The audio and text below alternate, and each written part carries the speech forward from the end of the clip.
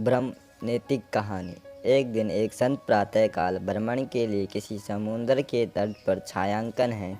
संत का ध्यान वहाँ पर एक पुरुष पर गया। वह पुरुष एक स्त्री की गोद में सर रखकर सो रहा था। उस पुरुष के पास में एक शराब की खाई टूटी हुई थी। यह सब देखकर संत सोचा कि ये पुरुष कितना विलासी और तामसिक है, जो सुबह शराब का सेवन कर एक स्त्री की गोद में सर के प्रेमालाप कर रहा है। कुछ देर बाद उसी बीच के बीच चिल्लाने की आवाज़ आने लगी।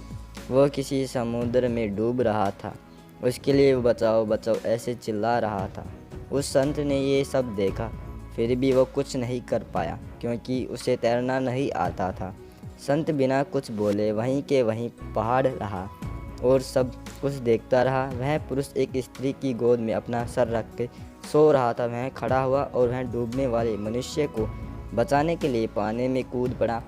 थोड़ी ही देर में तो वह पुरुष डूबने वाला व्यक्ति को बचा लिया और वो उसे समुद्र के किनारे पर लेकर आ गया। अब ये सब नज़ारा देखने के बाद वो संत विचार में पड़ गए कि क्या मैं इस पुरुष को अच्छा समझ या फिर बुरा। संत उस पुरुष के पास जाते हैं और उनसे पूछते हैं कि भाई तुम कौन हो, यहाँ पर तुम क्या कर रहे हो। उस पुरुष ने जवाब दिया कि मैं एक मछुआरा हूँ, मछली पकड़ने का काम करता हूँ। आज कई दिनों के बाद प्रातःकाल समुद्र से मछली पकड़ने के बाद जल्दी यहाँ आराम करने के लिए लेटा हूँ। मेरी माँ मुझे लेने के लिए आई है और उसे कोई दूसरा न मिलने के कारण वह इस समुद्र तट में पानी भरकर मेरे लिए आया है।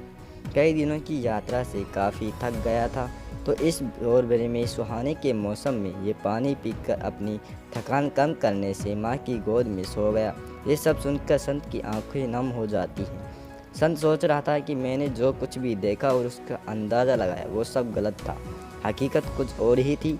उसे अपने पाप गुस्सा आया कि मैंने कैसे किसी के बारे में ऐसा घटिया सोचा।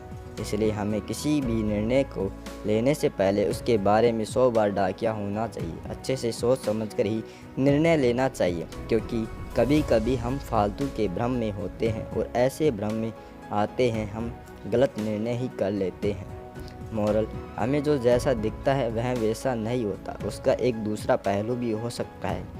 पर कभी कभी हम फालतू के भ्रम में आके गलत सोच लेते हैं। अगर आपको हमारी कहानी भ्रम हिंदी नैतिक कहानी अच्छी लगी हो तो अपने दोस्तों के साथ भी ज़रूर शेयर करें और कमेंट में ज़रूर बताएं कि कैसी लगी हमारी यह कहानी।